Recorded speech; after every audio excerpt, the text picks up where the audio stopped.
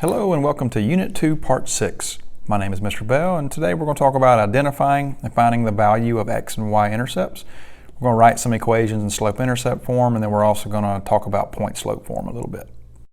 The instructions on this slide say to find the x and y intercepts from each form. Now, it's pretty easy to find it from a graph. You just look for where it crosses the x-axis for the x-intercept, where it crosses the y-axis for the y-intercept. But we'll get to that in a minute. Here's how you do it when you're given an equation like the one on the left. If you want to find the y-intercept, let's start with the x-intercept. You want to find the x-intercept, then you need to set up an equation but plug in a 0 in place of the y. And it'll become more clear when we actually look at the graph in a minute. All you have to do now is solve this equation for x. 4 times 0 is 0. You're left with 2x equals 8, and you divide both sides by 2 to get an x-intercept that occurs at 4.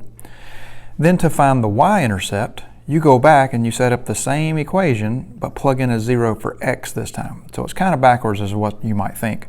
To find the x-intercept, plug in a 0 for y. To find the y-intercept, plug in a 0 for x. In this case, 2 times 0 is 0. We're left with 4y equals 8. Divide both sides by 4. We get a y-intercept value of 2. Now, take a look at the graph. We talked about it a second ago. In this case, the x-intercept occurs at 3, and the y-intercept occurs at -5. But if you look at the actual coordinates of the x-intercept, the coordinates of the x-intercept is 3, 0. Do you see now why to find the x-intercept we plugged in a 0 for the y in the last step? And the same thing can be said for the second example. The coordinates of the y-intercept is 0, -5. And again, the reason we were able to find the y-intercept by plugging a 0 in place of the x is because the x value is 0 at the y-intercept. Last one to look at is a table of values. We can use the same things we've talked about to apply here. If I'm looking for the x-intercept, I'm looking for where the y value is 0, and that occurs here. So my x-intercept of this one is -4. And of course, the y-intercept occurs where the x value is 0, which is this particular point. So the y-intercept occurs at +6. On this slide, we're going to do a little more practice of writing equations in slope-intercept form, which was y equals mx plus b. So let's take a look at our example 1 on the left here. It gives you an m of 5 and a b of 10. Well, that's pretty easy. I know that I'm going to plug those parts in place of those letters in my equation up here. So the m, the slope, is 5, and the b is 10. My slope-intercept form would be 5x plus 10. Okay, the next example 2 is a little more complicated. We need two things to be able to write it in slope-intercept form. We need the slope, the m, and we need the y-intercept, the b. Well, we're given 2 points, and you may remember from a previous lesson that we can actually find the slope when given 2 points using the formula. Let's start there. y2 minus y1 over x2 minus x1, that will give me the slope of this line. So let's do that here. y2 minus y1 over x2 minus x1.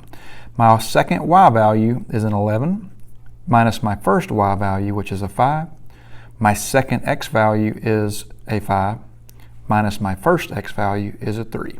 So let's simplify. 11 minus 5 on top is 6. 5 minus 3 on the bottom is 2. 6 divided by 2 gives me 3. So my slope of this line is 3, or 3 over 1. I do need that for my answer, but I also have to find the b. So let's take a look at how to find the b. I'm going to start by plugging in what I know. So far I know that y is equal to 3x plus b, because I found the slope was 3. Now I'm going to solve this little equation for b, in which case I need to subtract 3x from both sides. b is equal to y minus 3x. Since they're not like terms, you can't actually combine them. I just have to write them beside each other. Now, what you're going to do to find your b is plug in a y and an x from your points into this equation that you have. You can pick either point. I'm going to use the first one. So in place of the y, I'm going to plug in a 5. And in place of the x, I'm going to plug in a 3 because that was the x and y value from my point that I picked. Now I can solve for b. b is equal to 5 minus 9, which is a negative 4. Now that I have my slope and y-intercept, I can actually write my answer. Y is equal to 3x minus 4. Sometimes you'll encounter a different formula for a line. These examples talk about point slope form. And here is the point slope equation. It's y minus y1 equals the slope m times x minus x1. So let's begin with what we're given. I like to go ahead and put a parentheses everywhere there's a y1. I can go ahead and put a parentheses for the slope and a parentheses where there's an x1. Here's why. The m is pretty straightforward. That gave me that in the problem. It was 3.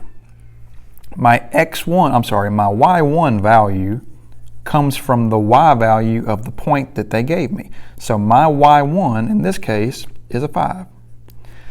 The x1 comes from the x value of the point they gave me, which in this case is a 4.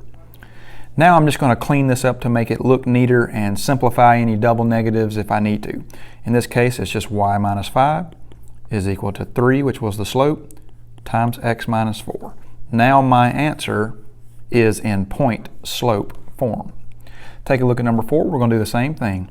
Y minus y1 equals the slope times x minus x1. In this case, my y1 is a negative 7. My slope is a 5, and my x1 value is a negative 2. If you notice, when I get ready to simplify this time, I have some double negatives. And when you subtract a negative in algebra, that makes a positive. Bring down the 5.